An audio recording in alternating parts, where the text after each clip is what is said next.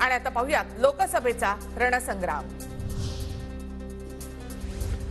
लोकसभेसाठी भाजपची दुसरी यादी उद्या जाहीर होणार। उद्या संध्याकाळी भाजपच्या केंद्रीय निवडणूक समितीची बैठकीनंतर भाजपची यादी जाहीर होईल, सूत्रांची माहिती।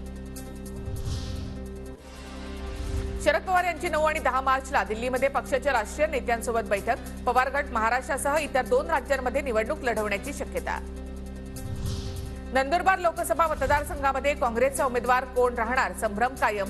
आमदार केसी पाडवींकडून लोकसभा लढवण्यास नकार, तर आमदार शिरीष नाईकांकडून उमेदवारीसाठी इच्छा व्यक्त। आताच भाजपला एमआयएमची कशी आठवण झाली? रावसाहेब दानवेंसारख्या माणसाने गद्दारी केली आणि म्हणूनच एमआयएम जिंकली। एमआयएम ही भाजपची बी टीम आहे, त्यांना उखडून टाकण्याची ताकद फक्त आमच्यात, खैरेंचा भाजपवर निशाणा।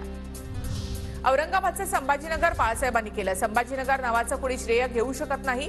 हे विमानतळाचं नाव बदलू शकत नाहीत, पण आमचं सरकार आल्यावर विमानतळाचं नाव बदलणार, खैरेंचा शहांवर हल्लाबोल। भागवत कराड यांनी स्वीकारलं चंद्रकांत खैरे यांचं आव्हान।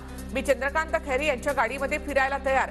खैरे यांनी केलेलं एक तरी विकास काम दाखवावं, कराड यांचं खैरेंना प्रत्युत्तर। श्रीरंग बारणे कमळावर लढणार की धनुष्यबाणावर, यामध्ये संभ्रम। मी महायुतीचा उमेदवार, लोकसभा उमेदवारीबाबत बारणेंचं सूचक उत्तर। बारणेंच्या उमेदवारीला राष्ट्रवादी आणि भाजपकडून सुद्धा विरोध।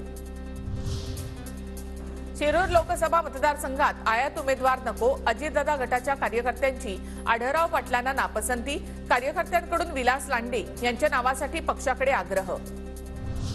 अजित पवारांच्या सभेनंतर आता शरद पवारांची भोरमध्ये जाहीर सभा।